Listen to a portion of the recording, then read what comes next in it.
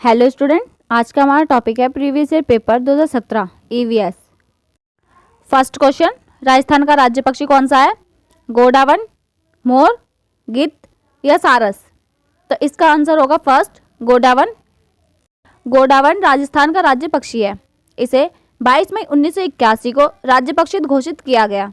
इसे great Indian bustard, चिड़िया, तुकदार, नहर, गुजनी, हुंकना, माल, मोरडी व तिलोर आदि नामों से भी जाना जाता है। निम्नलिखित में से कौन सा सुमिलित है? First, Bombay natural history society नई दिल्ली, भारतीय वनस्पति सर्वेक्षण कोलकाता, भारतीय वन्यजीव संस्थान कोयम्बटूर, राष्ट्रीय वनस्पति अनुसंधान संस्थान जोधपुर। तो इसका आंसर हो जाएगा सेकंड, भारतीय वनस्पति सर्वेक्षण कोलकाता। प्राकृतिक इतिहास विषय पर जानकारी का आदान प्रदान करने हेतु मुंबई प्राकृतिक इतिहास सोसाइटी की स्थापना सन 1883 में की गई। भारतीय वन्य जीव संस्थान देहरादून में स्थित है। राष्ट्रीय वनस्पति अनुसंधान संस्थान लखनऊ में स्थित है।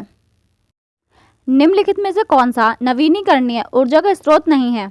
जीवाश्म ईंधन, जल विद्युत, पवन ऊर्जा या सौर ऊर्जा? तो इसका आंसर हो जाएगा फर्स्ट, जीवाश्म ईंधन।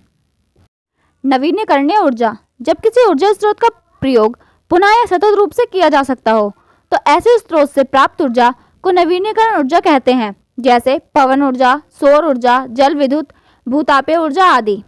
अनवीनीकरण ऊर्जाएं, जब किसी ऊर्जा स्रोत का प्रयोग दोबारा ना किया जा सके तब उसकी उपलब्धता सीमित हो तो ऐसे स्रोतों से प्राप्त ऊर्जा को अनवीनीकरण ऊर्जा कहते हैं, जैसे जीवाश्म ईंधन, कोयला, गैस, पेट्रोलियम आदि। परितंत्र शब्द का गठन किसने किया? हीकल, हम्बोल्ट, टेंसले या ऑडम? तो इसका आंसर हो जाएगा third, Tansley. Sir Arthur Tansley द्वारा सन 1935 में परितंत्र शब्द दिया गया था। इसमें जैविक व अजैविक दोनों घटक पाए जाते हैं। सागर सबसे बड़ा परितंत्र है। भारत का सर्वाधिक वर्षा वाला स्थान कौन सा है? तो इसका आंसर हो जाएगा फोर्थ, मासिनराम। पर्यावरण के जैविक घटक में सम्मिलित हैं भूमि, वायु, पौधे या जल? तो इसका आंसर हो जाएगा थर्ड, पौधे।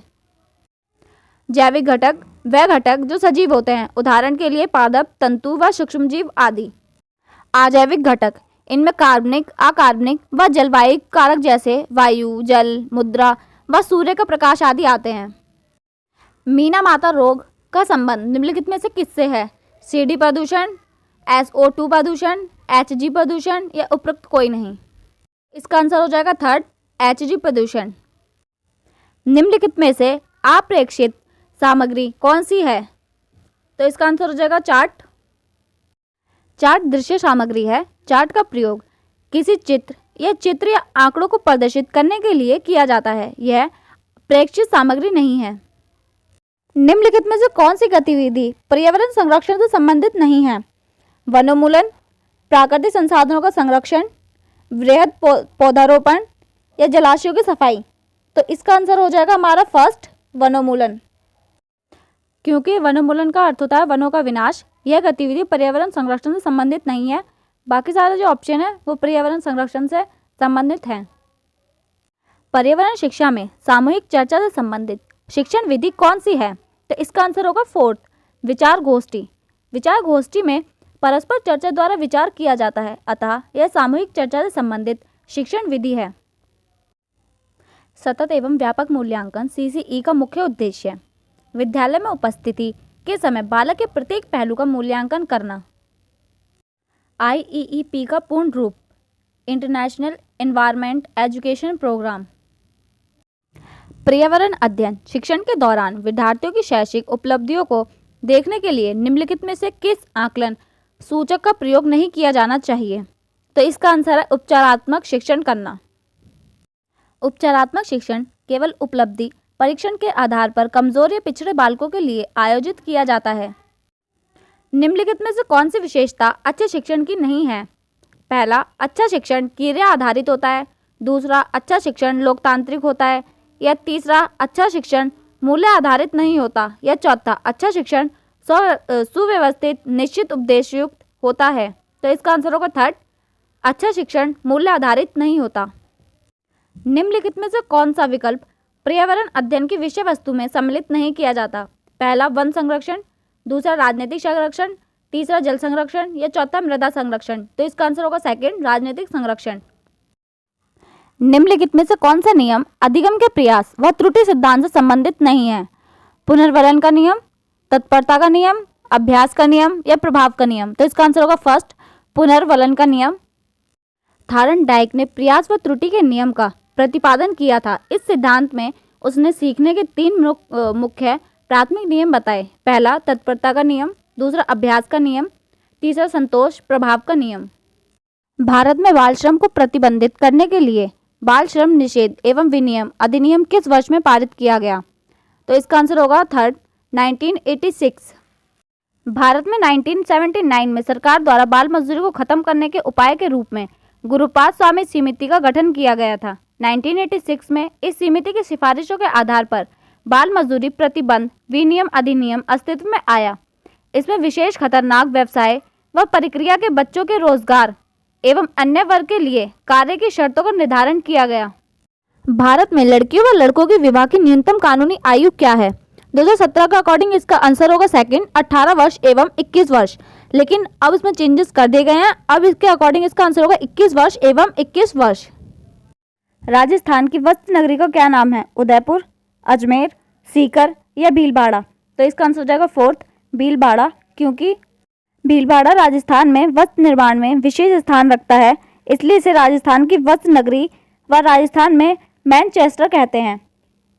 नशीली दवाइयों की लत को नियंत्रित करने हेतु आमतौर पर प्रयुक्त की जाने वाली औषधि का क्या नाम है? तो इसका आंसर हो जाएगा पैथीडीन।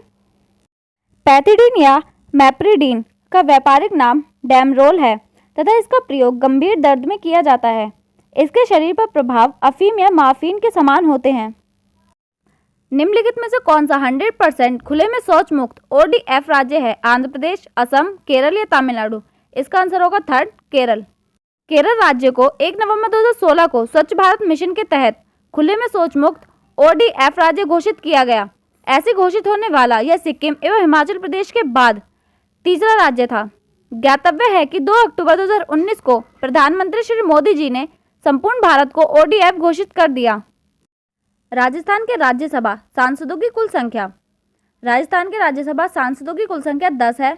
इनका चुनाव राज्य विधानसभा के सांसदों द्वारा किया जाता है। तो इसका आंसर हो जाएगा फर्स्ट।